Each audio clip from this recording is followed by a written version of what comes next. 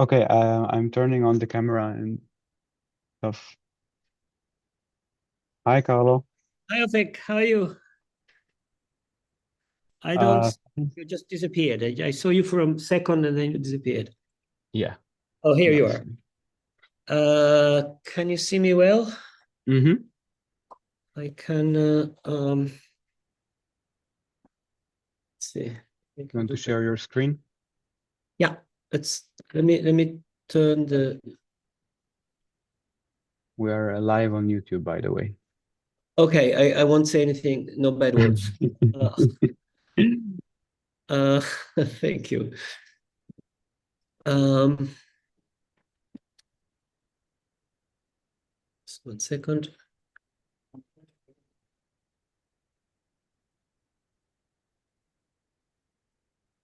Let's see if this works.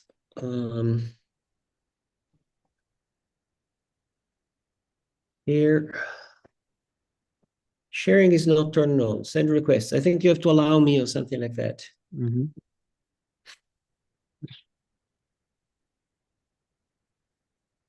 I allowed.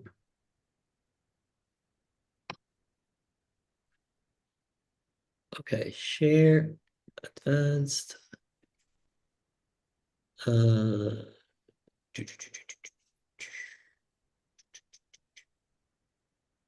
No, no, this one.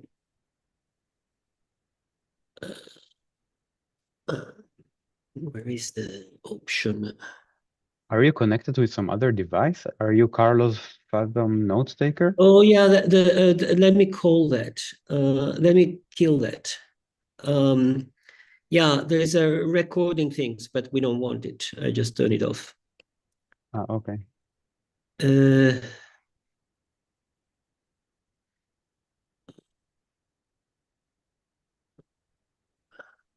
Maybe I want this one. I don't want this one. I don't know. Portion of string. This is what I want. Okay. Okay. I'll now set it a bit better. Take this away. Take this away. Take this away.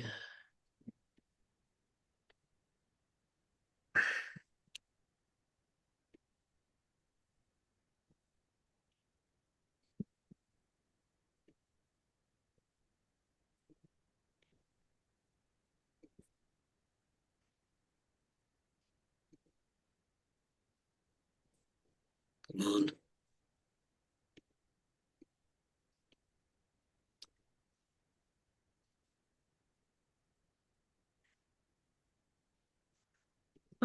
Let me make it bigger. I make that one smaller.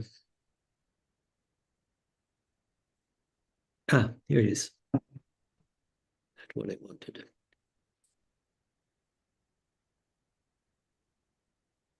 Good. How's it now? Yeah, looks good. Okay, let me try to change. Yes. Mm-hmm. Okay. Okay. Good. So I'm ready. Wonderful. Yeah, I let everyone in.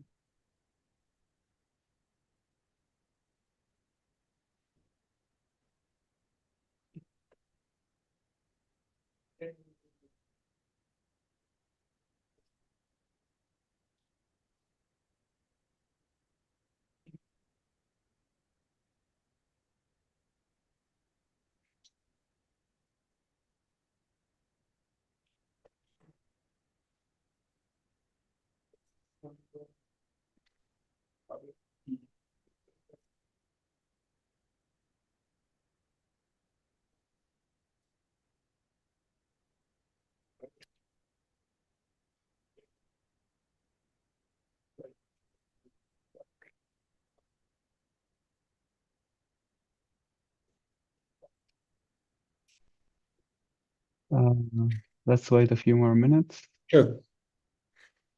Also here, my friends are getting ready here. They're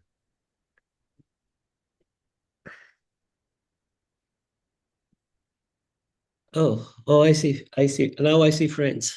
One. I don't see, I see only a few people that, ciao, Genio. Hi, Alexei. Hi.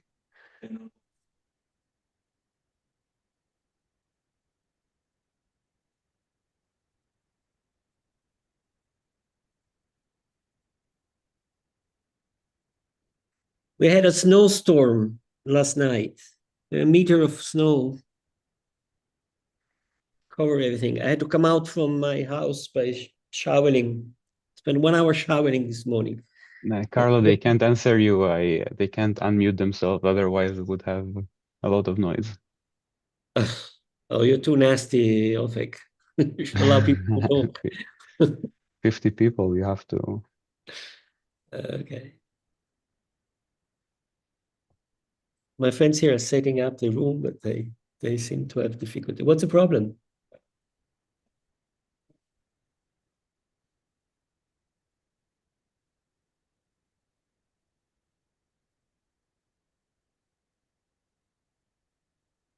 Okay. Well, whatever.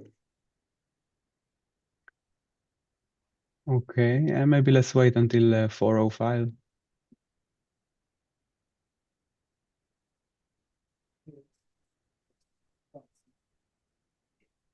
Seems like people are still joining.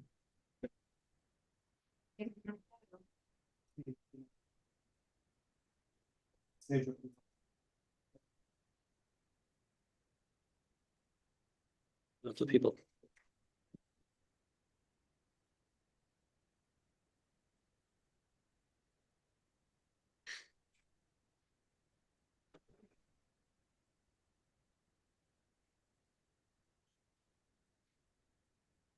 Ofek, Yeah, you have far more beard than I remember. yeah, it tends to grow.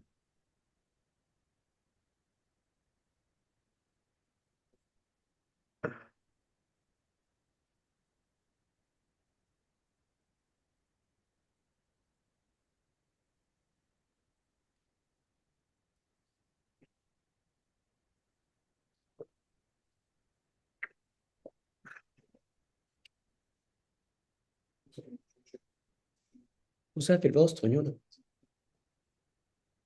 So we're going for a alternative solution here rather than it's going to have its own connection rather than a common one. The people in your office don't manage to connect? Yeah. In here in the room, there are various people, and we were trying to set up the system to show the entire room, but it doesn't seem to be working, and so everybody's connecting individually with their own computer. It's a modern world. Everybody's on screen.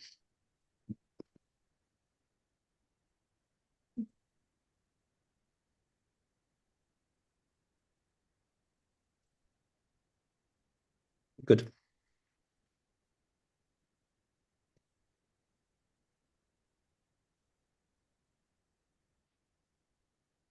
Ciao Martino.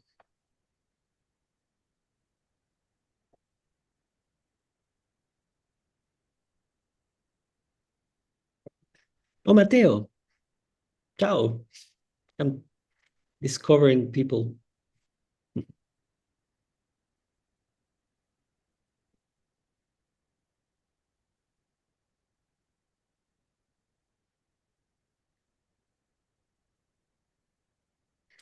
Whatever you want. Yeah.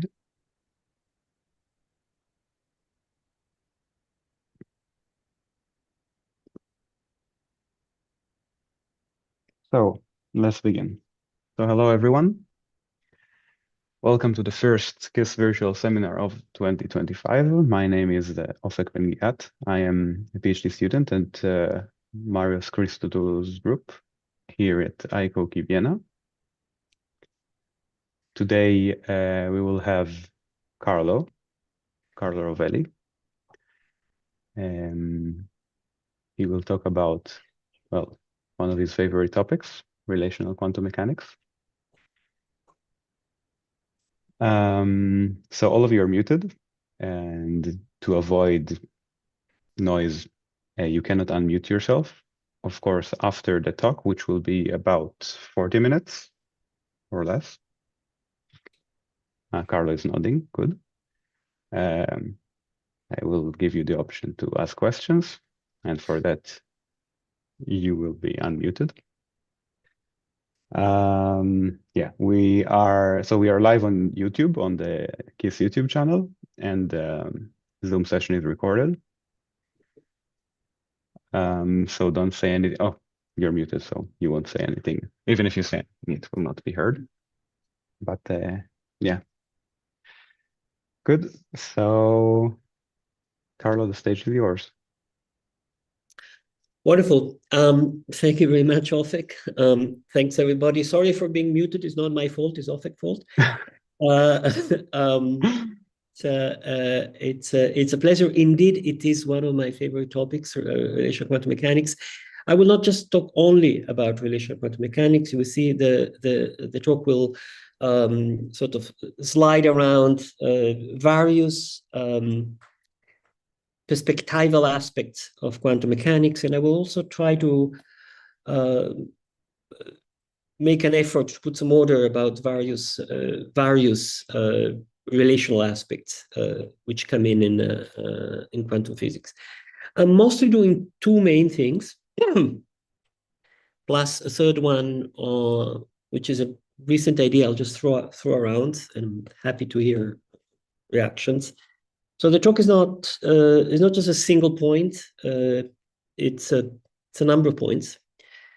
The first, which was actually what prompted me to give this talk, is a specific thing about relationals, plural, ways of viewing quantum physics, not just relational quantum mechanics, but many others around. There's a constellation of ways of thinking about quantum mechanics, slight difference with one another, which all have some aspect of relationalism. And all these views have been criticized recently with a very specific criticism by at least 2 or 3 or 4 people, which goes somehow vaguely under the name of solipsism. And I want to reply to this criticism because I think it's interesting what the point they raise, and it is interesting the answer by itself. It raises a crucial point in the philosophy of science, I believe. So I'll try to say what the criticism is and what I believe the answer is. And this is actually a small paper that I've done recently, and with the same title as this talk here. I go back, Canalis to Science in a Relational Quantum World.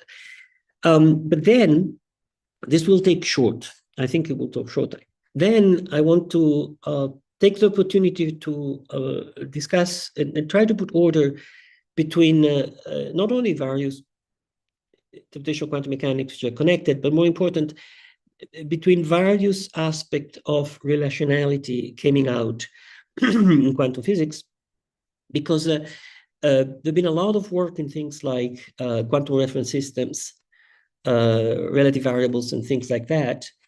And they all have to do with perspectives, but they regard different problems, and they are vaguely related to one another. So I'll try to disentangle and put some order in that world. And then if there is some time at the end, I'll throw out an idea about perspectivalism, which I've been going around recently, which is about and A and D conjunction. I'll get to there at the end. That's maybe the most sort of new and perhaps most interesting aspect of all this. All right, so let me start with this criticism. First of all, it regards, it's a criticism that affects a lot of ways of quantum mechanics. It goes from the old Koch and Spector 85, the kind of thing that Chaslov and Anton Zeilinger have been doing, and many other people, which are all the ways of viewing quantum mechanics in which main puzzle about measurement is resolved by thinking that quantum measurements are not the results of quantum measurement, outcome of quantum measurements, are not absolute facts, but are relative to the system making observation. So the idea, which is so in common to all of this, is that there's a puzzle in quantum mechanics, and the puzzle is the one in the famous Wigner article, which described the Wigner-Friend situation. So a friend is in a room and measures spin. The entire room is isolated. The friend is a quantum system. Wigner is outside, make a measurement of some quantity in which the two states, Bob's spin up and Bob's spin down, are not diagonal. So Wigner can pick up interference terms. So in a sense, for Wigner, Bob's spin up and also Bob's spin down, because it's a superposition, and this is evidence of the superposition interference. But if you're Bob, you see only one thing. So how do you put the two things itself? Was the spin actually up or not?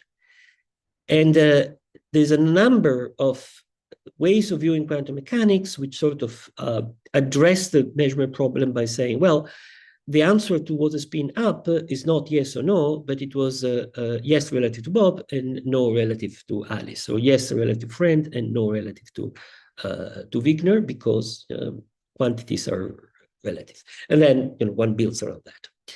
So I'm not going into detail, but I want to go to the objection and the criticism of this way.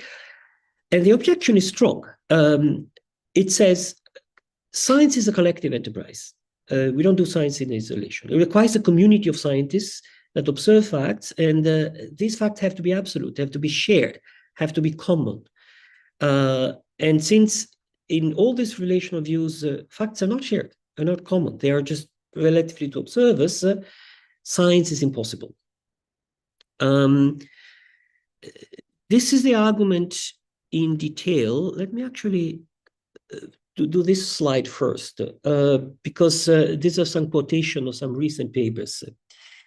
PNR is the one who was pushed for this word solipsism. This lead to a form of solipsism. And I mean, make a small parenthesis here. It's just terminological. In philosophy, typically solipsism means something completely different than what is meant here. It means the idea that I have perception, I see the world, and maybe the only thing that exists is myself. Now, this is an hypothesis, which I find silly, but the argument of solipsism is you cannot disprove it. I find this argument silly because there are plenty of things that you cannot disprove it, but there's zero interest. Whatever it's an interest of solipsism in that sense in philosophy, for sure, it has nothing to do with relational quantum mechanics or with any of the perspectival views of quantum mechanics, because these have another hypothesis that also you cannot prove it or disprove it, but that's not the point. The hypothesis that each observer is not alone. It's any system can be observer in some sense, or many systems can be observers. So certainly solipsism in the classical sense doesn't is not a charge against any relational view. But here solipsism means something else. It means that it's a sort of epistemic solipsism, if you want. It means that every observer, let's talk specifically observer, has access to facts relatively to himself or herself or itself, and not facts relative to others, okay? So what every observer knows, it's limited to facts relatively to itself or herself. And to do science, we need shared facts. So what these people are arguing is not that these views lead to think that only one thing exists, but these views lead to think that each single observer has not access to the experience of the others, and therefore science cannot be done. That's the argument. And that's not only from enemies, it's also from friends. Emily Adlam, the second quote, is a good friend. We wrote the last paper I wrote in quantum mechanics. She's my co-author. And she also thinks that. And she puts it very strongly. The resulting skepticism, I cannot trust anything about what facts related to others, she writes, is epistemically devastating, taking away the reason we have for believing in relational quantum mechanics in the first place, because it undermines the possibility of doing science.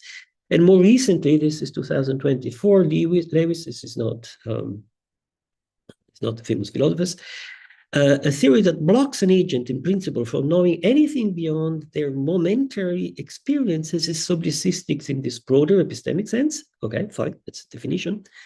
And it is also, at that point, self-undermining, because the theory says that a given agent could never know whether the other physical system presupposed by the theory behave as they predict. Okay, however we characterize it, relational quantum mechanics is clearly deeply and problematically skeptical. Okay, let's see the argument in detail. Okay, this was the rhetoric. Let's see the argument precisely. So think of Alice and Bob, as usual. Alice has a direct access to values of physical observables relative to herself. Okay, she makes measurements, she sees things, and that's the thing we're talking about. But she has no direct access to values of physical observables relative to others, relative to Bob. Okay. Now, of course, Alice can ask Bob, "What have you seen?" And Bob can answer, right? Nobody denies that. But that's the argument. The report of Bob, Alice has access to the report that she hears from Bob about values of variables relative to him. But any such report is a fact relative to Alice. Alice is not a fact relative to Bob. The two are two different things. And the fact that they're distinct is not accessories, is sort of the key that allows these views to escape the classical paradoxes of quantum mechanics. But if so, Bob and Alice are allegedly, in this argument, never really communicating.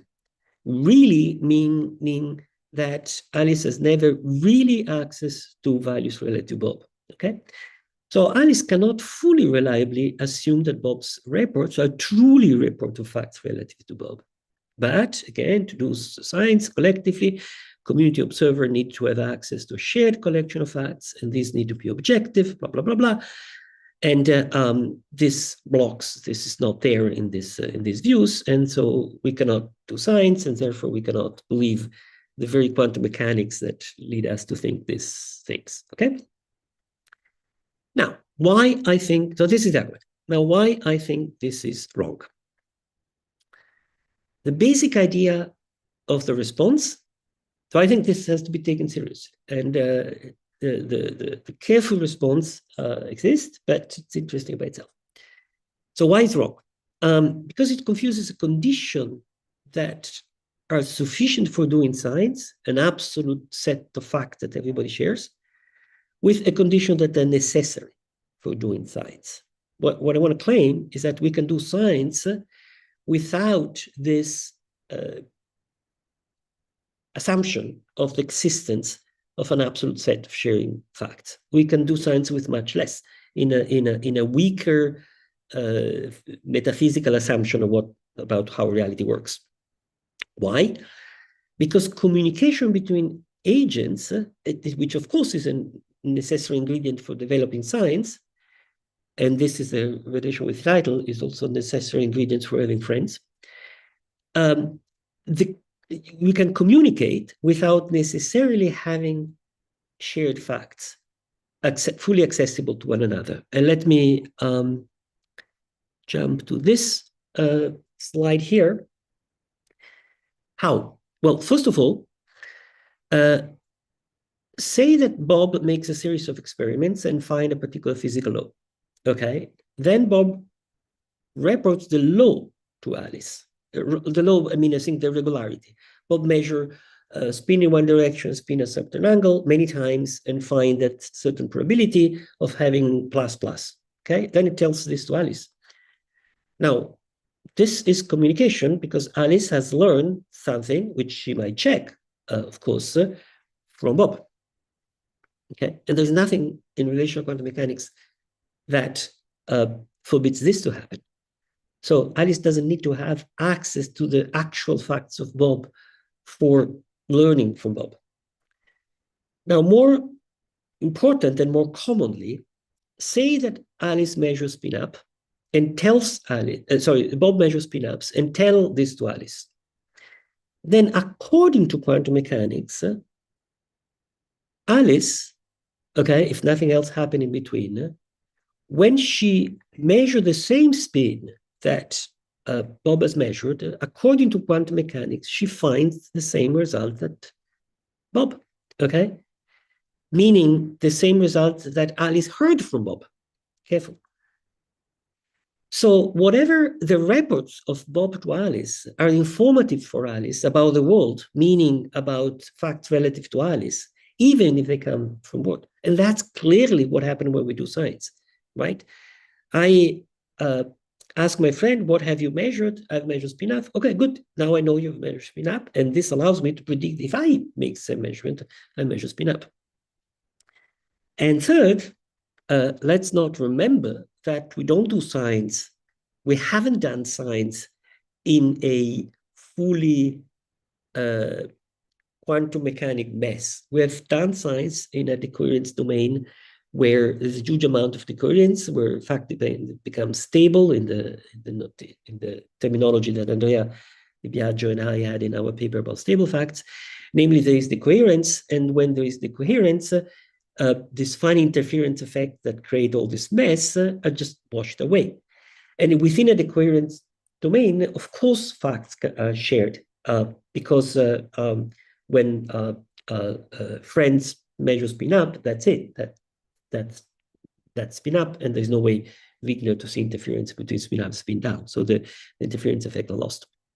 So because of these things, even if facts are not shared, nevertheless, we can do science. And to put it in a fully analogy, which I think it's rhetorically powerful, just forget quantum mechanics for a moment and just think about your own mental experiences, okay?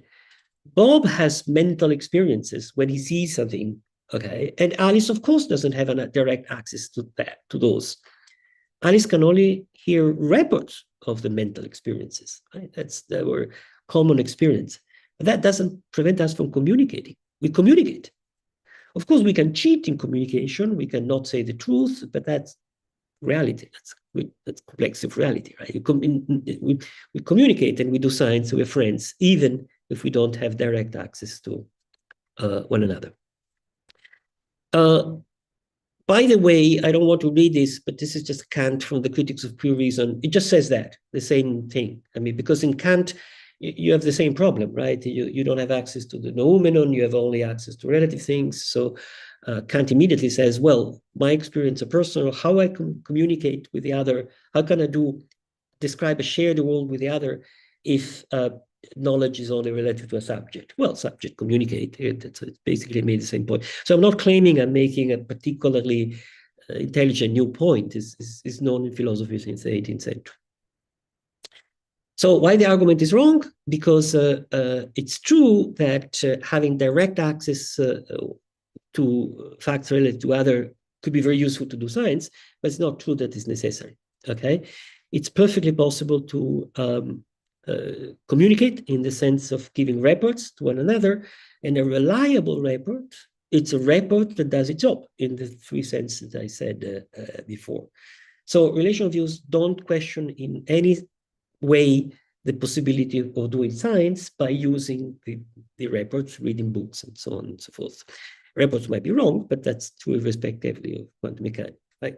People can lie and get wrong information and so on. In my opinion, this resolved the issue. How much time I have? Good, I have a lot of time, so let me go to the second. Put this aside, and let me go to the second part of my talk,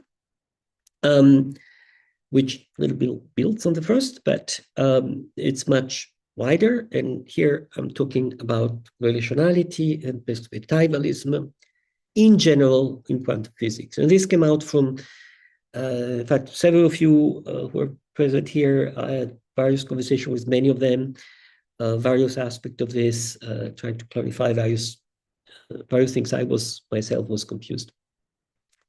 There is a great talking about relationality in quantum physics, even now in our discussion, in the community, in the papers, and so on. Just think about this list of things: quantum reference system, relational gauge variables, Wigner friend like quantum observables, relative values of quantity, observable perspectivalism, and talk about radical perspectivalism or perspectivism, I don't know, which I'll get at the end.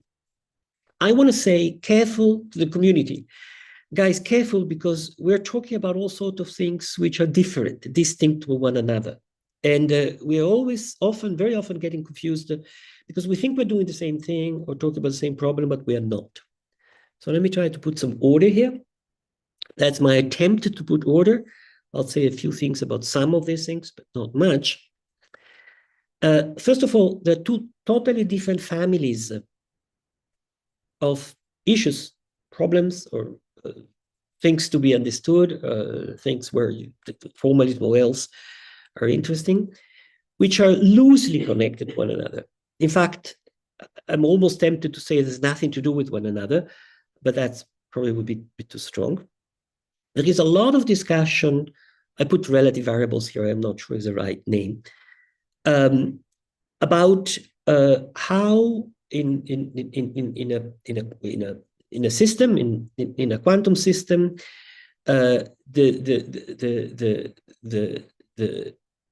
you can have quantum reference frame. You have the necessity of doing variables that describe part of the system with respect to another one, which also is quantum mechanical, and these kind of things. I'll go through that in a moment. All these things have nothing to do with measurement. All these things is about states, distribution probabilities, okay? But not distribution probabilities after a measurement, okay? So these things have to do with how to write states, how to write relative states, how to compute probabilities, but they have nothing to do with interpretation of quantum mechanics. Whatever is your interpretation of quantum mechanics, you can read those papers and just be happy and interpret it your own way of what is going on, okay?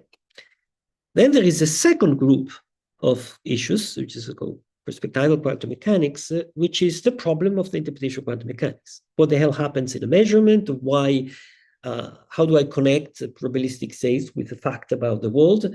And if you want naively, I make a measurement, I'm told in the quantum mechanics book that I have to update my state. What is this updating? And what if when does this updating affect, how does that affect Wigner and so on and so forth? So let me open up this a little bit. The first set of things is relative variables. And also within these discussion, I've noticed there, talking with my friends and reading the literature. I mean, many of you, Ognian, Philip, Arminia, blah blah blah blah, have received my mail, my pesting mails recently. People have different ideas and think they're talking about the same thing, but they're not. So one thing that they're all interesting questions, but they're different questions. One question that has been posed is that in physics, we often use reference systems to describe properties of an object. The location of something is usually given as a distance from something else. Okay, something else. This something else is a reference system. Now, this reference system in classical physics is a wall, classical thing, but in quantum physics, it's a quantum object. So, what the effect of reference system being quantum? Okay, but even that, the literature splits into completely different directions. Some people say, okay, a quantum system cannot fix position and momentum exactly at the same time. Of course, it's quantum, right? Therefore, let's invent a new thing, which is sort of two objects, one used for fixing position, one used for fixing momentum, and call this a quantum reference system. Okay, that's one option. It's option B. And so let's do the mathematics of that. Other people say, no. I mean, quantum systems, the reference system is that object, which is undeterminate. So variables with respect to that system will be undeterminate. So these are two different ways of approaching the problem. They're not one right and one wrong, just two different ways of thinking about the problem. All this has nothing to do with gauge variables that come out in constrained quantum system a priori. And in particular, if you have a system with gauge and you split it into parts, typically the gauge invariant variables of the whole system are not the gauge invariant of one half and the gauge invariant for the other half, but there are also things which are gauge invariant, which sort of connect non-gauge invariant variables to one and the other. This is edge modes and blah, blah, blah, blah, blah, blah. This by itself is not the same problem as the previous one. It might be related, one might use similar formulas, but don't think that if you're focusing on one, you're understanding what the other do, focusing on the other. Third, nothing related with the first and the second. In general relativity, location and time are gauges, and therefore location can only define relationally. But careful, this is not the same problem as the first, because the first, your quantum reference system is an object with its own degrees of freedom. While in general relativity, you locate objects with respect to one another, where the other doesn't have its own degrees of freedom. That's the point of general relativity, right? You have partial observable and relative observables, and it's not because you don't look at the physics of one. It's that's because there's no physics of one. There's only relative physics. It's profoundly different. And again, please don't assume that when you study one of these problems automatically applies to the other. It's conceptually very different. Once again, there are similarities. The same formulas can be used in one case or the other, but not surprisingly, people get different results of that, like the famous phase, which some want, some doesn't want, etc., and so on. Now, regarding the last point, I just want to advertise that in my book, 2004, Quantum Gravity, I've discussed it at length and proposed a way of viewing it, which is to use non-gauge invariant values at the boundary of a process, which represent quantities of the process that are measurable but not predictable. If you have a one-dimensional system, you have x as a function of t, you can consider x and t observables because you look at the clock and you look at the pendulum. But even if you know everything about the system, you can never predict the time, of course. So that's an observable, but it's not a predictable. And I've argued that quantum theory can be nicely presented as in terms and thought in terms of gauge invariant transition amplitudes between these non-gauge invariant states which diagonalize partial observables. I want to say that because it seems to me that's a clean way of addressing the last 2 points, and I don't see much in the literature. Now, let me jump to the other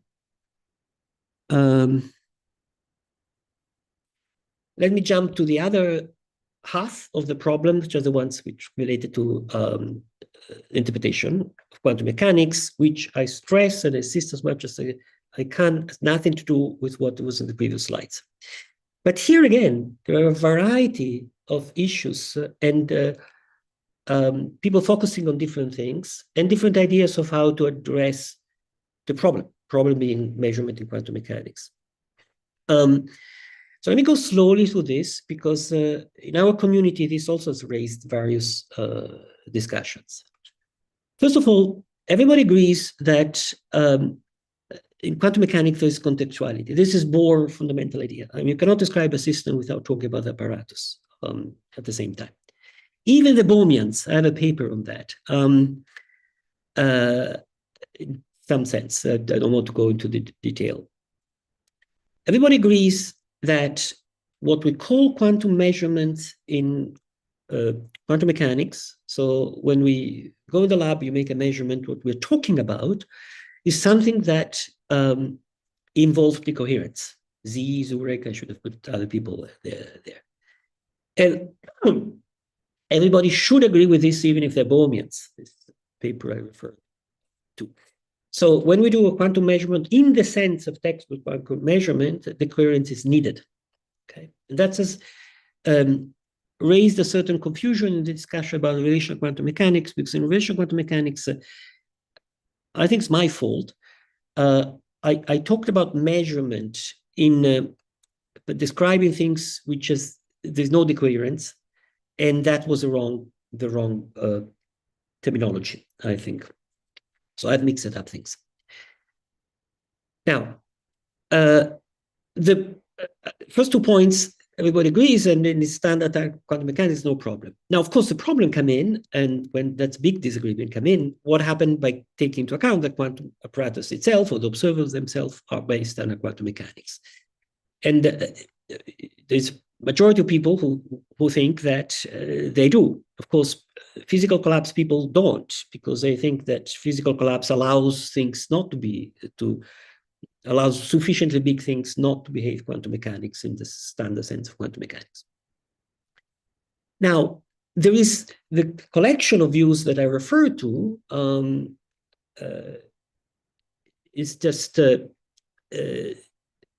have in common that you can talk about measurement outcomes relative to observers, and a clean way of thinking about that, Charles Love is a champion of that, is use of creationalism, creationist perspective, and think, this is an old idea by Anton Zeilinger, that what we're talking about when using quantum mechanics is information that we have about something. Okay, so that's what the theory is about. And this is a wonderful way of thinking about quantum mechanics, and I think the community agrees.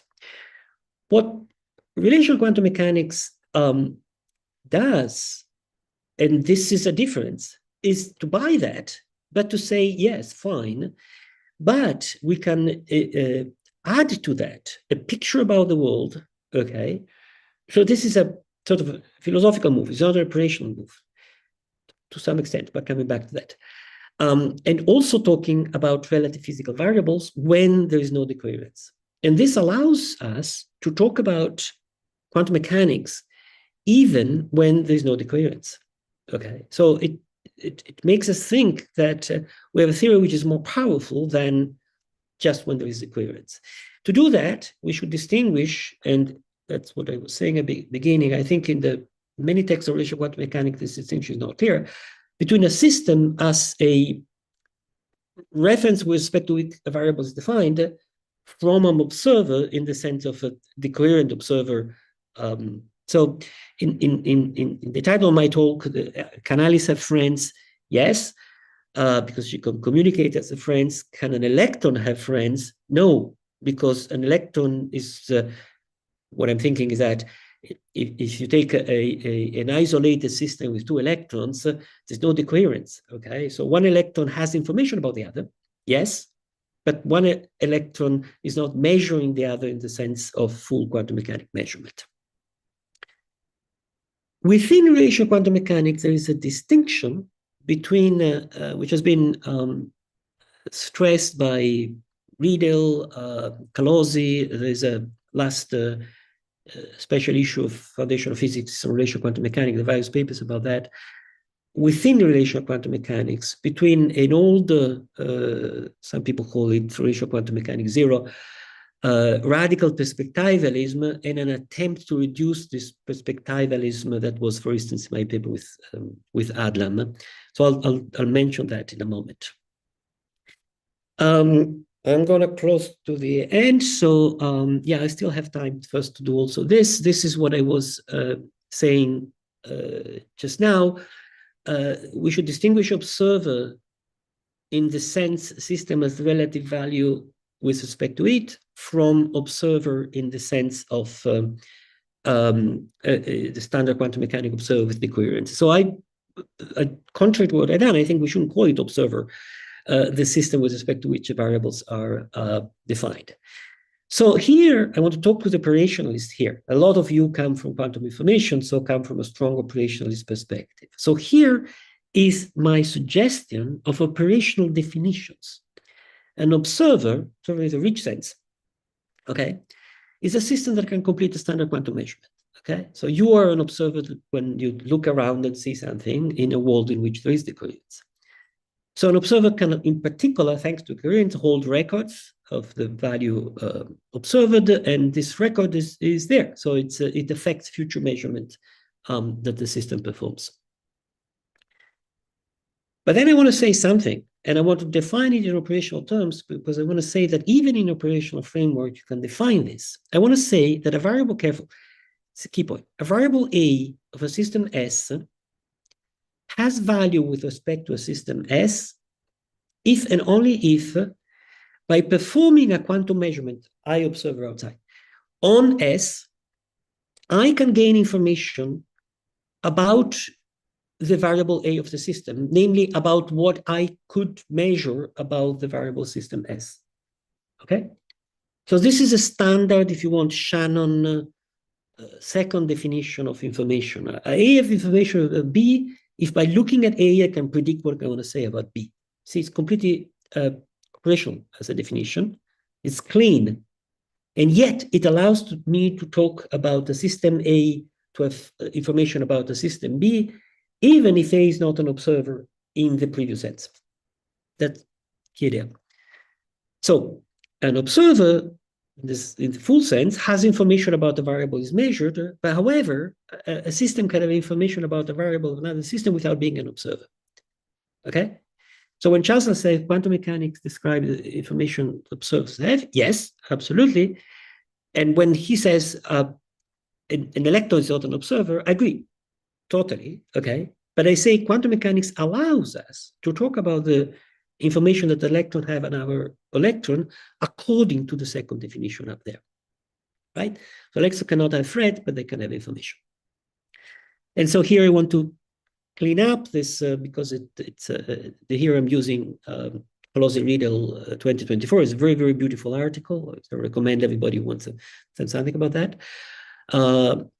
There is two versions of relational quantum mechanics. There's a tame version, which is the one, for instance, in my paper, that there are absolute facts, but these facts are relative. So it's an absolute fact that a variable has a system relative to another one.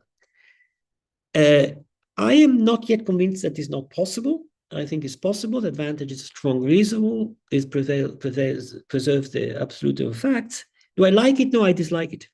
Because there are these powerful theorems, Chaslav,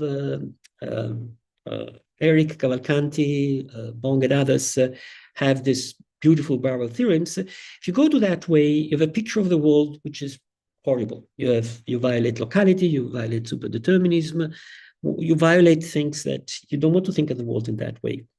And you have a sort of inflated ontology again, like many worlds, I think. It misses the key point of quantum mechanics, or relational quantum mechanics. In my opinion, it is a key point in quantum mechanics, which is perspectivalism, okay? The radical version is that meaningful sentences about facts are of the form, relative to S, this variable has this value. Last few minutes, Olfek, do I have a couple of minutes more? Of course. Okay, fantastic. So last point, I promise at the end is the cherry. So this is a bit new, and I want to talk about this sort of radical version.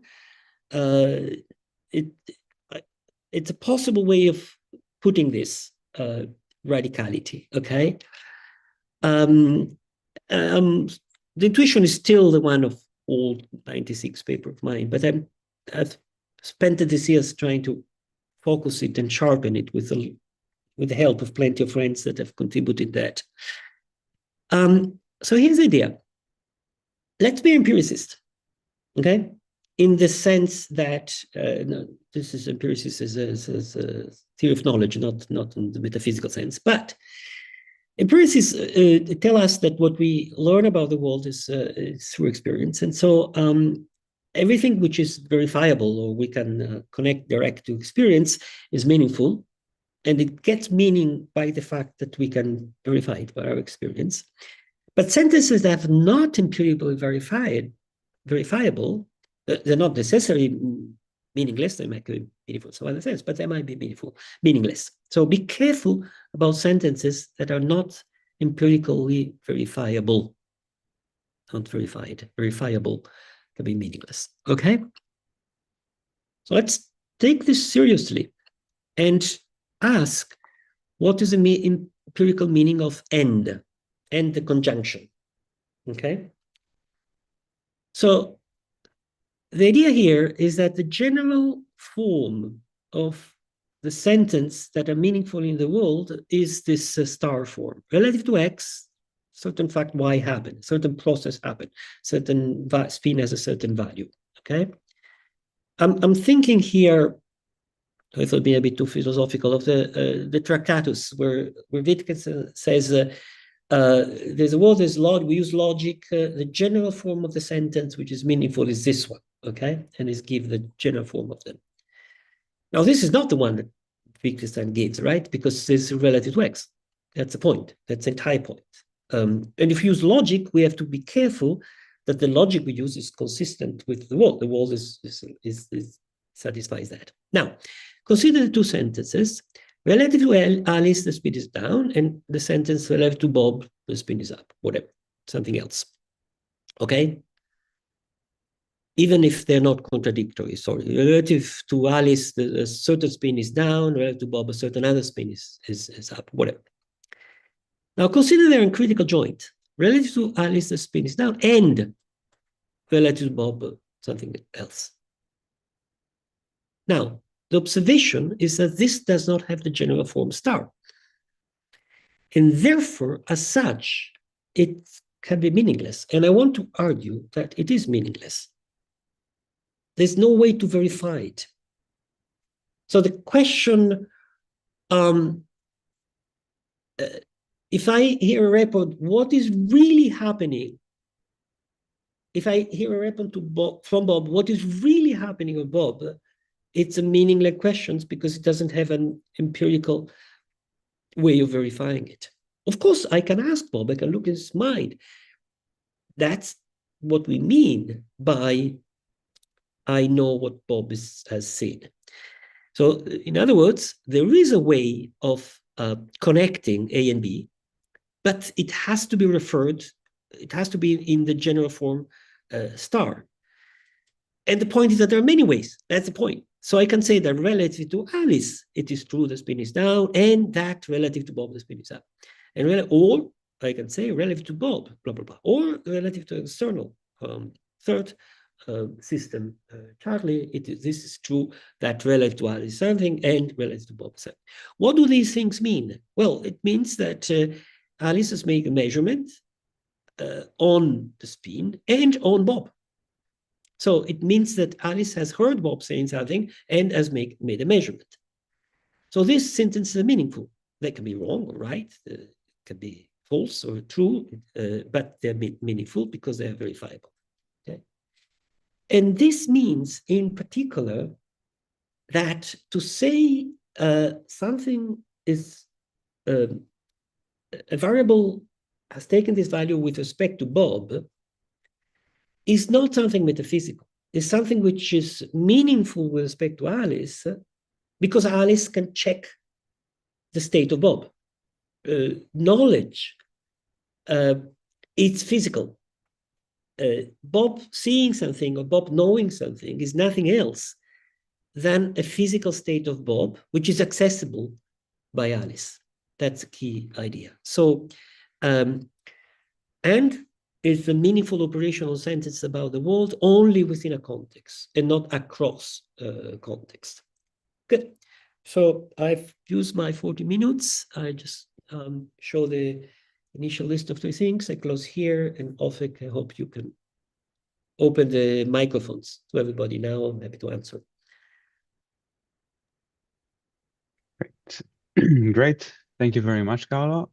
Oh, I see you're all fast learners. Some people already raised their hands. Yeah, so please raise your hand if you want to ask a question. First one, Alexei Greenbaum, please. Yeah, hi Carlo. Thanks for this. Hi, So, Alexei. yeah, it's curious to see that you are coming back to this distinction between observers and all systems. You can talk about relative to a system, and then observers need memory. But it seems from the first argument you presented with this reference to Kant that observers need a bit more than memory. They need a bit like in London and Bauer, in 1939, they need consciousness because somehow they need to read the semantic content of information. You said Alice will know that Bob has measured spin up. And so if she does her measurement, she will understand that this is also spin up. So somehow this information becomes semantic. It's not just a record of what the pointer variable says. It also involves understanding, or as Kant said, transcendental agent, right? So the agent with consciousness. So it seems that your observers are more than just systems with memory. They do need understanding or consciousness. What do you think about this? I think it's a great question, and I think it's the core of you're pointing to the core of the story. Alexei, you follow this, and also my zigzagging on, on this thing to the years, and you have contributed to this also in part, quite a lot actually. Let me try to give a precise answer here, and the answer is half yes and half no. Half yes, of course, and half no, absolutely the opposite. So first, yes, of course. When we say that an observer, has observed, and when Bob tells me something, we're saying a lot of other things. I agree. I fully agree. It's not just decoherence. It's not, okay. I am a deeply believer in naturalism, in the sense that I strongly believe that there are no metaphysical jumps in nature. So when we say Bob has seen something, has observed something, I believe that Bob knowing A or Bob knowing B are two different things which must necessarily have a physical correspective. I don't believe that this can be the case, that's my naturalism, that there are two states of affairs in the full world which are the same physically and distinct in some other way, okay? Why do I believe this? Well, because so far I believe this has worked. So therefore, of course, there are all sorts of other conditions, but these conditions are also physical. Being physical, whatever they are, the list of all of them, that's what we mean by Bob having an information. That's what we mean by Bob having knowledge. So you're completely right that when we say Bob has knowledge about something, we say more than there is information in the Shannon sense of the correlation between Bob and this thing. You're completely right, okay? But I think these are all physical things. So as all this physical thing, this is what we mean. So this is very Wittgenstein, 100%, Wittgenstein philosophical research. What we mean by Bob having knowledge is the criteria under the theory of criteria that makes it. And these criteria are not symptoms of something non-physical, or just what we mean. I mean, that's what we intend when we say Bob has information. So whatever it is, it has to be critically observable by somebody else describing Bob. So yes, there is more, no at all from the Kantian transcendental perspective. That's profoundly useless. I can think we can do without. One can be Kantian in their understanding that knowledge is relational, as Kant told, and focusing on the subject. But the second half of Kant, and therefore, let's do transcendental, it seems to me you can go that way, but you lose pieces of reality. I prefer to be a naturalist and read the. So what I'm saying is that there is nothing more in Bob knowing something about the system than the physics that Alice can see of Bob and the system. That's a deep point, but it's thankfully is in this. I'm writing a lot about this.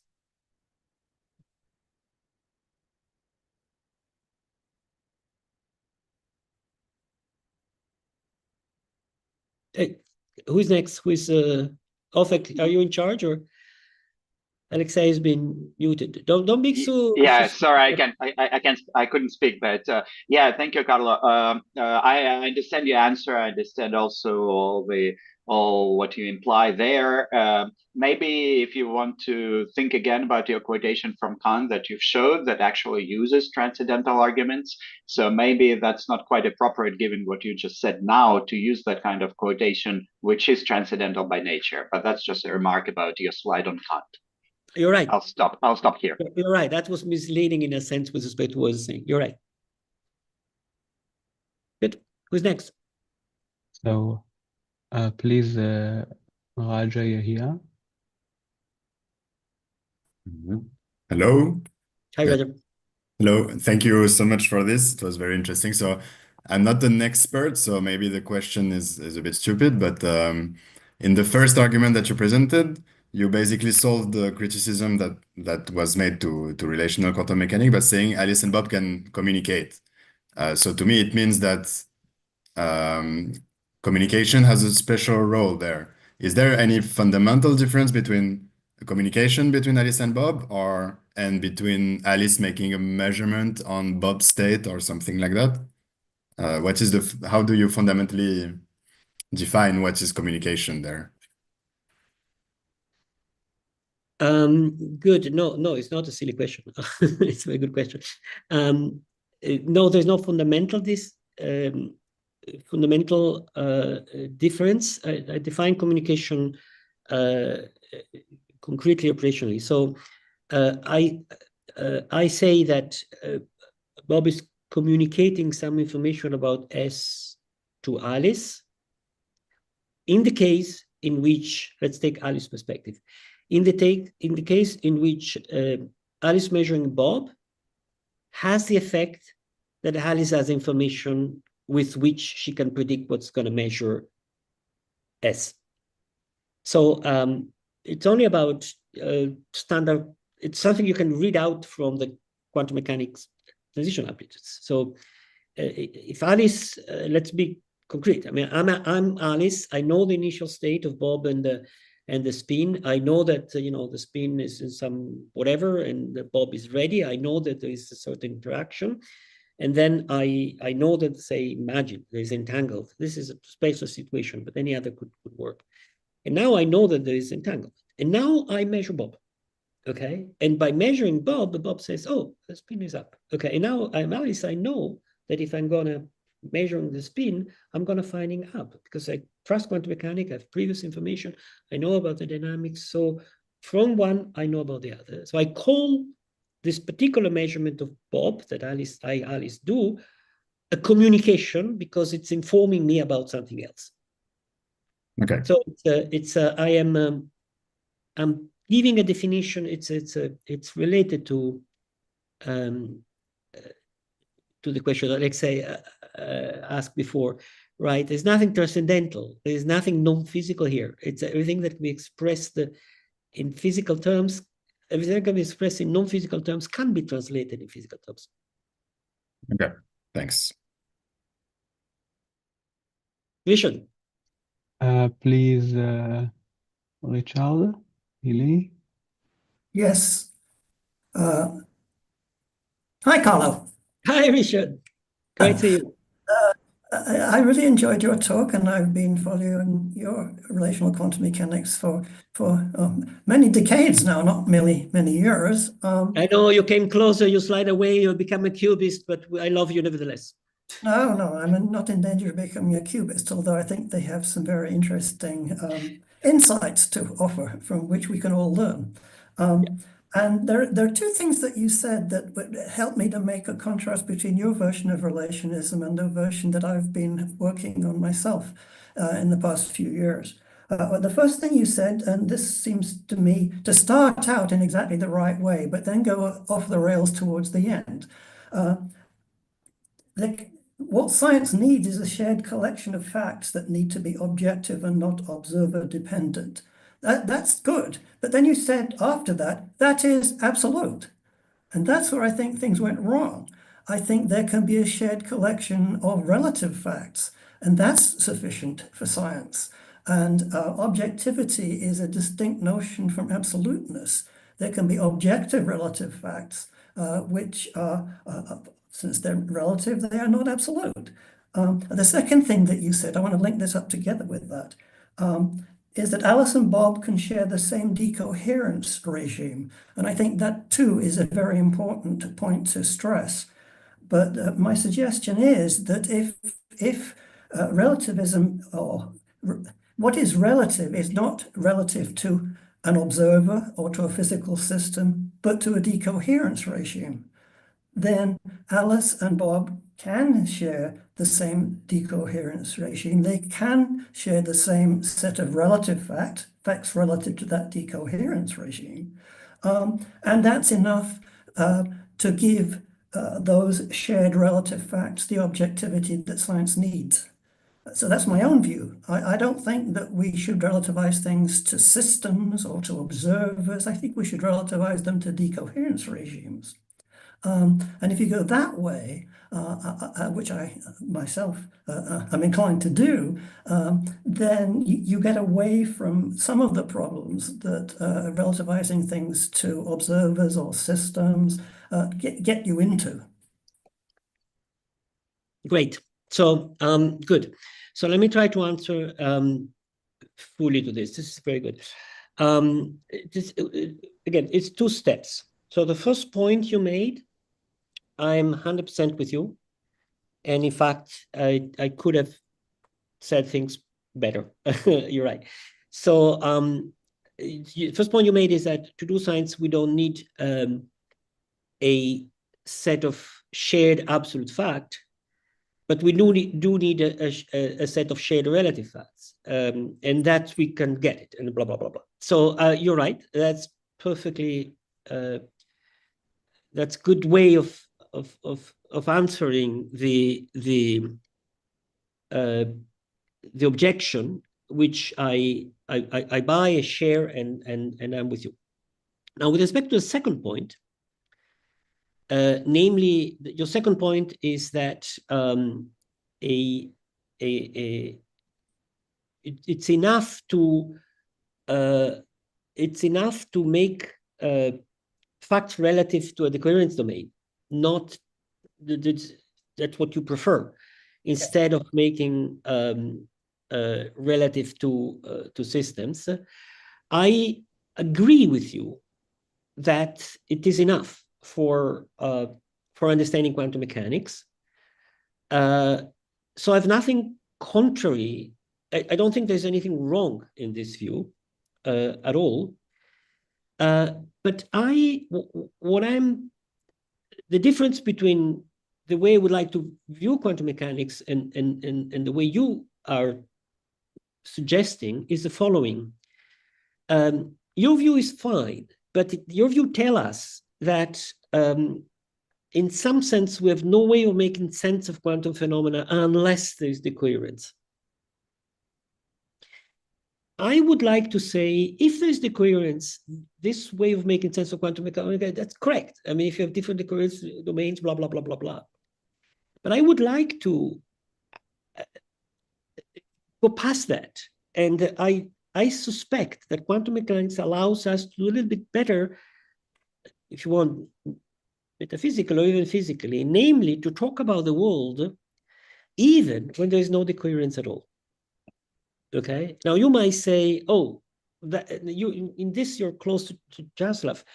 You say, "Well, in that case, we have nothing to say about the world if not talking about quantum state, and so not about facts." I think that we can talk about the world and about relative facts even in the absence of decoherence. And in that case, there's a language we can develop of relative facts. In that case, we cannot talk about decoherent, what Andrea and I call stable fact with respect to the decoherent domain. So I'm saying I don't disagree with you, but I think we can do more with quantum mechanics. You may say that's impossible. Well, I think it might be possible. Can I respond to that briefly? I think we can apply quantum theory where there is not decoherence, but the application consists in coming up with a quantum model, and then the issue becomes, what does this quantum model being applied to do? Is it being applied to describe physical reality? And I say no, it's being applied to permit us to make predictions for what quantities will take on values in certain future interactions, should there be future interactions of that kind. So I don't think that going beyond in the sense of applying quantum models in the situation where there is no decoherence is a bad thing. I just don't think it's, as you put it, describing reality. It's not making a metaphysical contribution. It's not saying what the world is like when there is no decoherence. It's just telling us if this is a good quantum model, it will indeed correctly enable us to understand what will happen in some possible future interaction. I think there's still a difference, and I don't want to go beyond what we were agreed on by saying that application of a quantum model in a situation where there is no decoherence is somehow telling us something about the world. I don't think it is. Yeah, so you said you don't think it is telling us about the world. No, because the quantum model just tells you something about a quantum state, and quantum states do not describe the world. Exactly. So the difference between us is that let me make it a little bit cartoonish. Imagine that there is a world which is no decoherence at all. Okay, it's not enough degrees of freedom for decohere. And inside there happened to be a Carlo with my brain and thing and seeing something whose memory is going to perhaps cancel by the Decoherence effect. I think the quantum mechanics it's going to tell me what Carlo is going to see in that case, even without Decoherence. Now you're saying no, and Andrea is shaking his head, so I'm worried. Let me live here. I think you're still endowing a quantum state with too much ontological weight. You're saying no. I'm representing about values, relative values. I didn't hear that. Saying that there is a precise sense in which the spin has value relative to Carlo, and Andrea can look at me and say, oh, Carlo has blah blah blah blah. Okay, I think we continue to disagree about that. Yes, we're not going to solve that. But the point is that we're underscoring precisely where the and that's progress. Thank you. We're very close in our views quantum mechanics, right? It's not, and then a lot of what you say apply to what I say, and vice versa. But there is this difference. I agree. Right. Thank you. Who's next? Oh, you say do you want to? Yeah, unmute yourself. I mute myself. Unmute. Okay. And I want to ask you a question about the empirical meaning of and.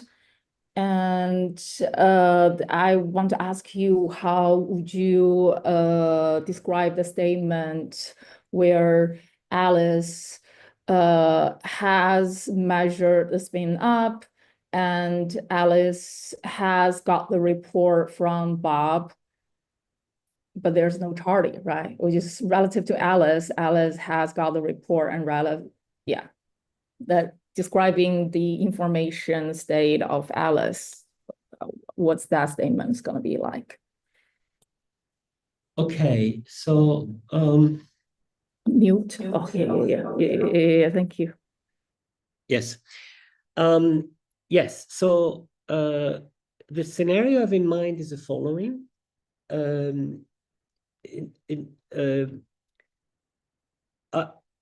want to talk.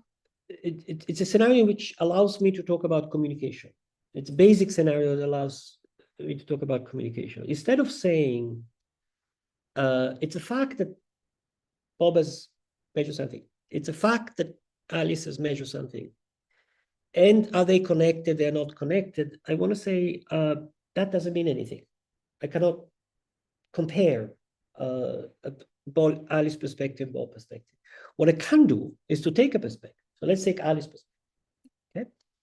So Alice can measure something and has a spin, has measured the spin, but also Alice might know, because she has previously interacted with everything, okay, So we know that Bob has interacted with the spin, and so Bob, it's gonna be in one state, which is his pointer variable is spin up, okay, I've seen spin up, or his pointer variable is spin down, okay? So Alice can measure that, can ask Bob, hey, what have you seen? Okay. And so Alice can be in the situation in which she has some information for the spin, but also some information about what is Bob's mind physically, not metaphysically. What is the value of the pointer variable? Okay, it's true that this pointer variable can be the superposition, whatever, but Alice can measure it. Okay, so now Alice can say, Bob has told me this, okay, and I've seen that, okay, and she has a story which might be right or wrong. I mean, I can predict that with respect to Alice, this is going to happen, but now I can say this is true or this is not true. So it's meaningful to talk about what Alice knows about Bob knowledge, because Bob knowledge is physical.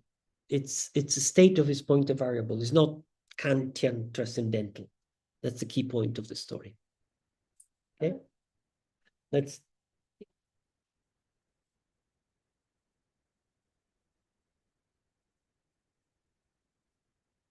No, you've been cut. I'm sorry. OFEC is it's rigid. It's a bit like that. Yeah, I'm muted myself. Okay. Cool. Yeah, just last point. So just to confirm with you, so from Alice's point, it will be relative to Alice, spin is down, and Alice believe relative to Bob, spin is up. Right.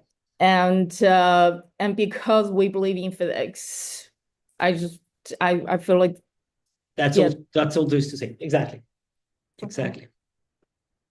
Philip.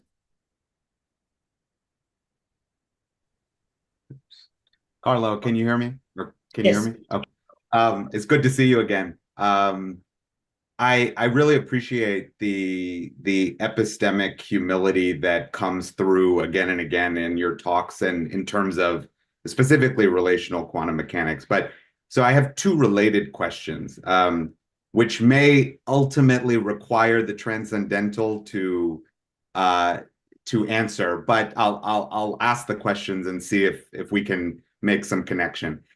So you make it very clear on this slide about that to have a sort of epistemic knowledge of both Alice and Bob, you need a sort of third observer that can then interact with both Alice and Bob, not merely Alice interacting with Bob and Bob Alice, but somehow independently from both to create a new set of facts that is relative to either Alice or Bob.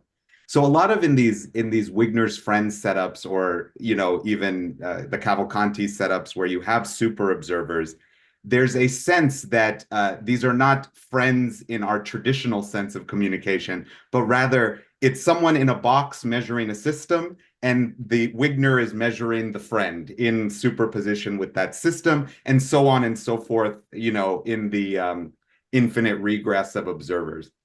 So how do you think of super observers in terms of communication? So there are these proposals of Chaslov and others about classical communication channels between hierarchies of observation, whether you're a super observer, whether you're a Wigner or a friend or somewhere along the hierarchy.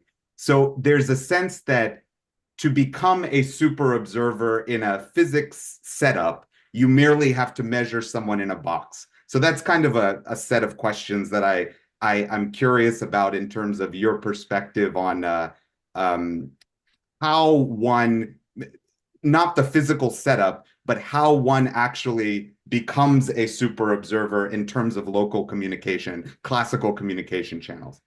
But then a related question is, in the act of actually communicating results, like we're doing, maybe not so now, but if we're in the same room and we then communicate or we co-relate to one another as we communicate, in principle, classically, this may be a Wittgensteinian question, but in some sense, we're not making quantum measurements. We're more like the two electrons that are correlating in an isolated system, where neither one of us is making a quantum measurement, but we are both, if you want to think of it as a mutual decoherence domain, we're sort of decohering one another, and at the same time maybe unitarily involving. So perhaps I'm a bit muddled in my thought, but I'm curious if you can provide how you think of these questions at the boundary between the physical setup, which is not so much my concern here, but more the philosophical frame of super observers, as well as in the act of communicating scientific results, which requires, you know, transcendental ideas of wisdom and discernment and parsing of all the conflicting data that come at us in a given day. Yeah. Let me, this is it's not a sharp question, so let me try to answer. Yeah. In pieces. First point, there are all this setup and formalism and way of thinking in which you have different observers that make measurements and can have a classical channel of communication, right? This is a standard quantum information situation. These are obviously very useful and right by themselves, but they're approximation. I don't think there is any classical channel of communication in the real world. And I think the lack of existence of any real classical channel of communication is the problem that we're addressing here. Okay, so when we say Bob make a measurement, Alice make a measurement, they can send a qubit from one another, but they can also call one another, send a letter to one another. Yeah. We're setting a setup which obviously describes the realistic situation, but it's an approximate description because that letter that they're sending is a quantum object also. There are no non-quantum objects, okay? So I want to keep into account that Bob himself is a quantum object, okay? So from the perspective of Alice, it's never the case that Bob is making a measurement. It's only the case that Bob is getting entangled with something. And so he's sending a letter which is in a superposition of things, okay? I want to keep this into account. That's first point. Second point, the infinite regress, you're right that what I'm saying is that, well, you just go to a super observer, okay? But then you're talking about what the super observer can say, okay? Fine. Is there an infinite regress there? That's a key point. I don't believe there is. Why? Because if the question we are asking is, all right, these people get entangled, make measurement, what is really asked? What is really, really happening? Okay, then we have this problem of regress infinity. My suggestion, which is Wittgensteinian, as you're saying, is what is really happening is a non-empirical question. So forget the infinite regress. Okay, we can ask what is the world as Alice make it up, what is Bob make it up. These are all good questions. But what is really going on, it's not a meaningful question because it's the way God sees what is going on, but I don't think that kind of God exists. Maybe there are other different kinds of gods. So it's an anti-foundationalist stance, mine, really strongly. Perspectivalism, that's why it's radical perspectivalism. Perspectivalism is don't ask questions about, fine, this I can make account for Alice's experience entirely and Bob and how one think about one another, but what is really going on? That's might be, I'm suggesting that's an empty question. Let me put it much less pretentiously. I like the people who suggest that that's an empty question, like Wittgenstein, Nagarjuna, and many others. And in a sense, Kant also, except that Kant says, yeah, but there is a noumen on there, and the noumen is inaccessible. Just forget the noumen. Who cares about the noumen? I want the phenomena. only insofar as without the Newman or something transcendental, our communication itself is meaningless. Because the words themselves, it's not clear that the object to which you are pointing with your words is the same object that I point to with my words. It is only because there's some No, it's not something. clear because to say that it's the same object is a non-empirical question.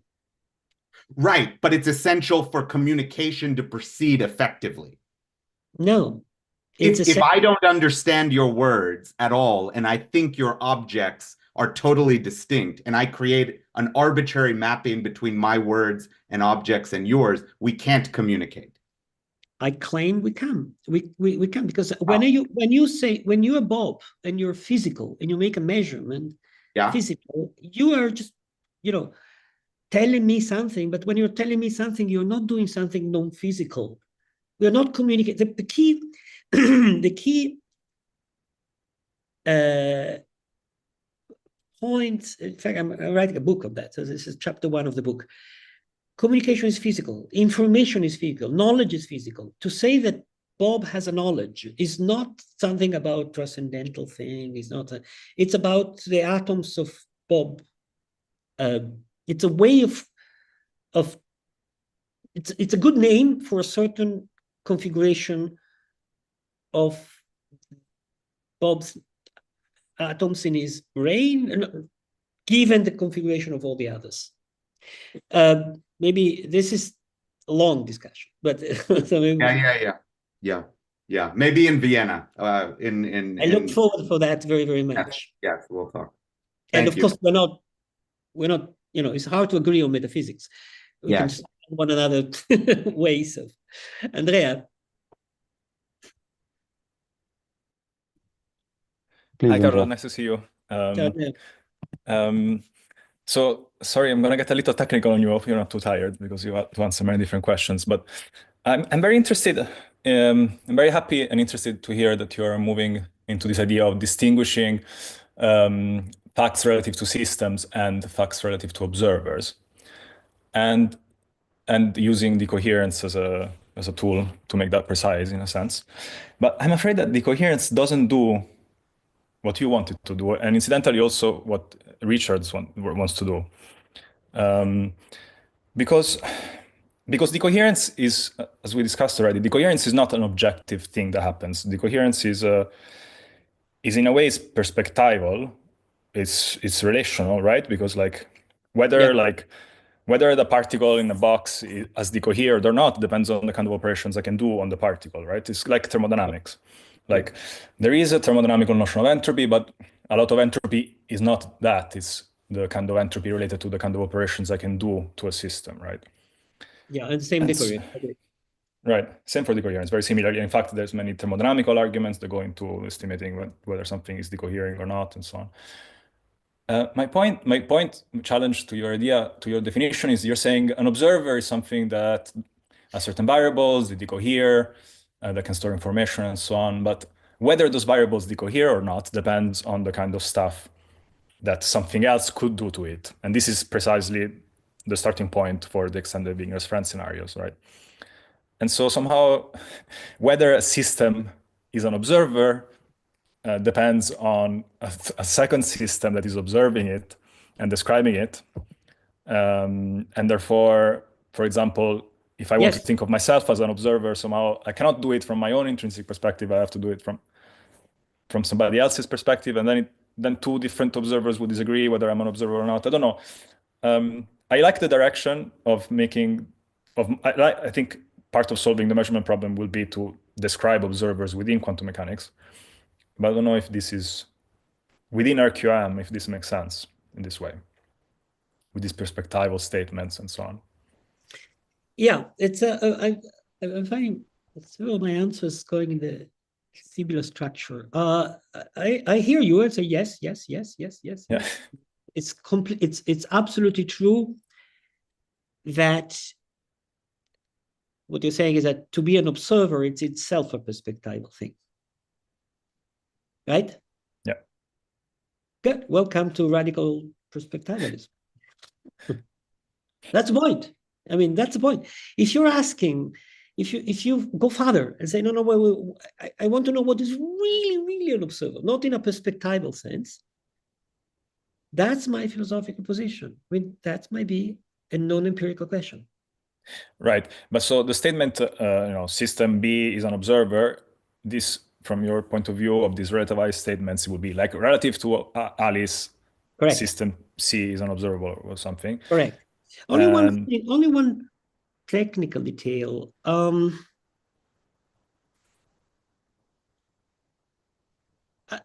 I think it makes sense to think of myself as, when I concretely do physics, as an observer. I have a certain amount of information. You know that Matteo Gori can look from outside and look in my brain, but nevertheless, for me, that's just my information, and so I can talk of things relative to myself. I can consider myself an observer. I mean, what we do completely in reality.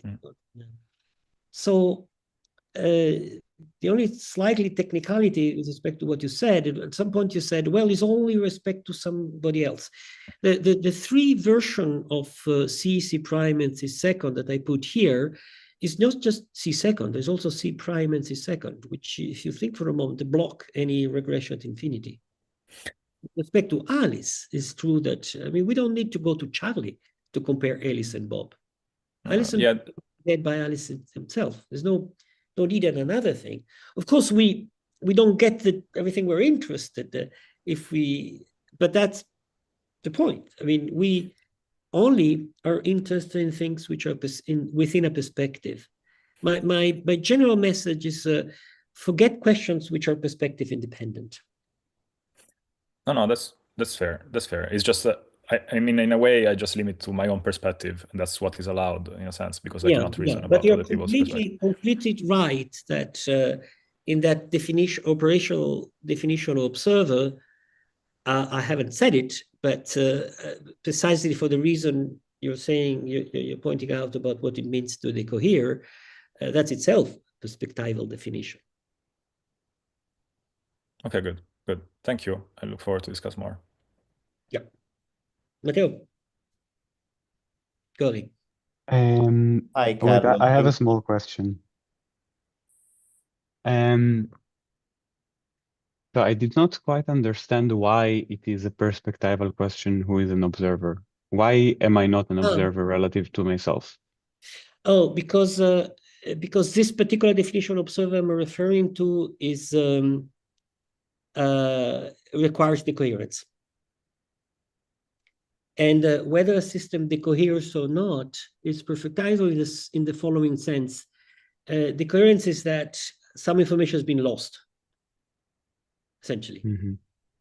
If you want to compute explicitly, you have to say which variables you're tracing on.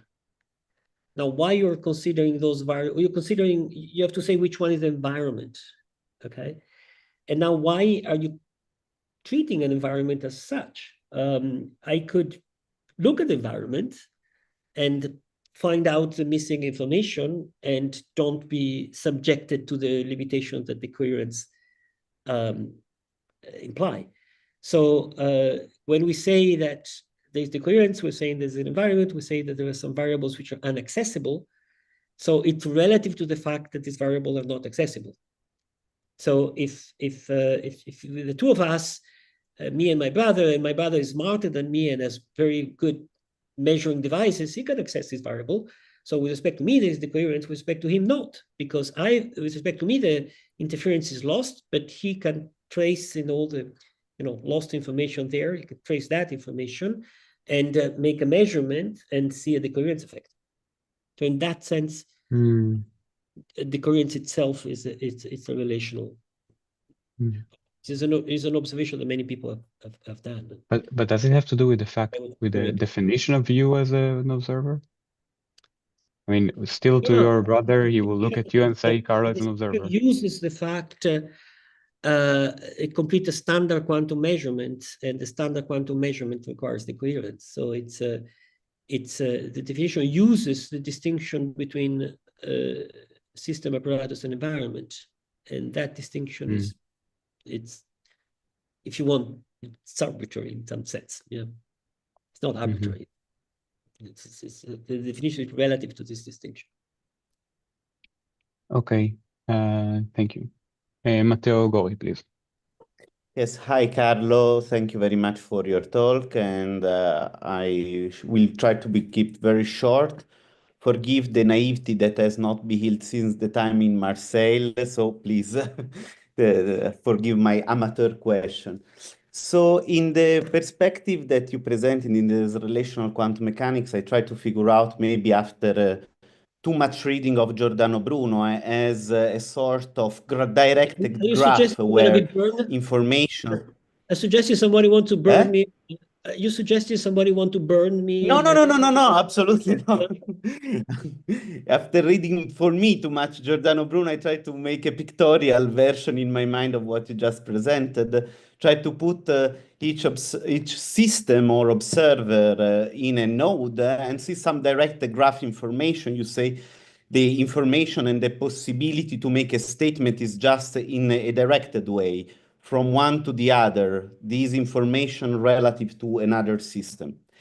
And from what I got, you spent a lot of time in defining which kind of information under which condition you can transfer information among two nodes on this directed graph locally. There it should be some but there is some, in some topological sense, taking as a metaphor, no? There's a possibility to combine the information in this network of Alice says this this is the variable of Alice relative to Bob, Bob relative to Charlie. There is a co-cycle condition that allow to reconstruct some underlying topology in this network of statement that one can do just one relative to the other. In other words, this common knowledge, this shared knowledge that you referred at the beginning of science can be seen as the global topological emerging feature in some information about variables measured by observer B with respect to observer A, looking at these as variables that lives on the links, of course. Maybe I broke the division that you tried to do with relative variables and interpretation of measurement, relative measurement in quantum mechanics. I don't know, but there's some collective information. There's a gluing information. Yeah, I don't know. I don't know how to answer because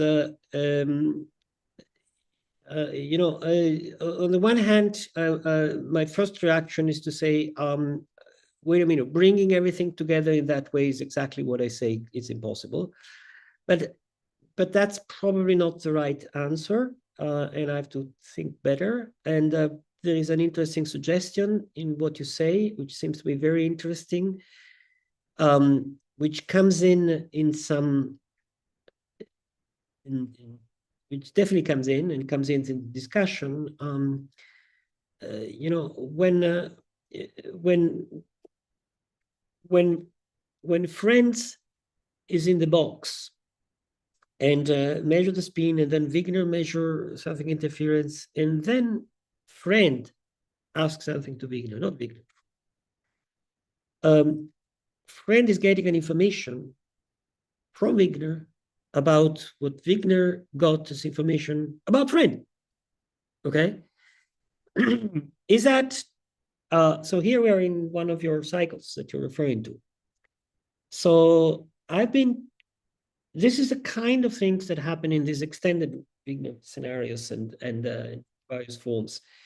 And I've been puzzling, is there something to learn here about some people usually present these things as limitations of the possibility of giving reality to relative variables to some, which is fine. But it's is there a topological relations of when things are that one could investigate, that's a good suggestion. I'm confused. It might be. I Sort of co-cycle, no? Because while I was thinking, I have a differential geometrical passion. So I think to manifold. You have charts and you have a compatibility condition of charts. And of course, even if you cannot explore everything, you cannot have access to any information from one chart to another. What happens in the link allows you still to reconstruct the ones that you see in but homology sense that there's a manifold lying and keeping everything together, even if it's not can be captured totally by each observer, and even each one keeps his own perspective that is not completely reducible to another. Yeah, but there's not. I see the point. I see the suggestion. It's not so easy because as far as the state is concerned, I mean, we have a global state. We just evolved the global state, which is nothing. Everything is in the state if you want, but that state is not what gives us information about the measurement outcome of each single. And if you want to keep the measurement outcomes as facts, I mean, then you clash against all these theorems by Bonk, Cavalcanti, Bruckner, etc., etc., etc. So to bring the things together is where the difficulty is. But I take the suggestion. I hope somebody looks into it.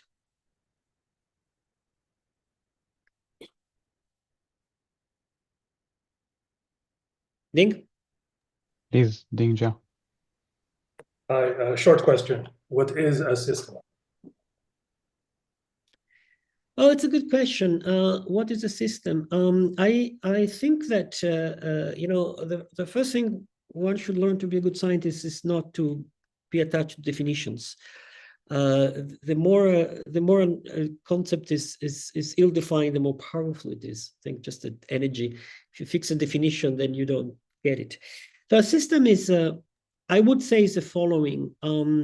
It's a theoretical notion. We have theories about systems. And then we sort of look out in the world and we see if there's a set of variables or things that can be observed or measured or pointed out that turn out to be well defined by these theories. And to the extent in which the theory works, we say, oh, that's a physical system. So if I have a pendulum oscillating, is that a system? Well, I don't know. I mean, I measure something, I'm outside, it makes a measurement, and I discover that some variables of it admit a simple description and some regularities, which I can write down. I'm Galileo, and I say, oh, look, there's the frequency of this doesn't change with the amplitude change. So I do a sign and a solution of the equation of motion, and so I have a relation between the time and the amplitude, and so I call this a system. Now, of course, this is picking up about the enormous complexity of my experience of the world, very specific variable. I'm not talking about what is written here. I'm not talking about where atom is here. I'm not talking about how good is this. I've chosen some variables, and I've discovered that these variables admit a mechanical description or a quantum mechanical description. So I call it a system, okay? So a system is something that successfully is described by physics. Or if you want to give a more wide, it's just a portion about the world, but it's a portion about the world in a very peculiar sense, not in the space sense, because most systems that we call system in physics, are without the large number of degrees of freedom, which we ignore about them. So it's I think it's an effective notion we do science with. Thank you.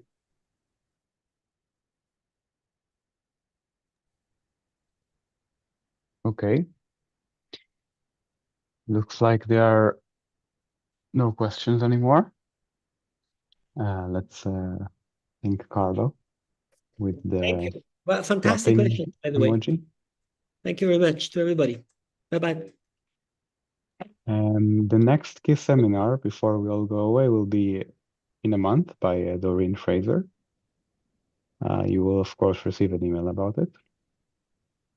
That's it. Thank you for participating and have a pleasant evening. Now I see other friends we hadn't seen before. Bye. Bye-bye.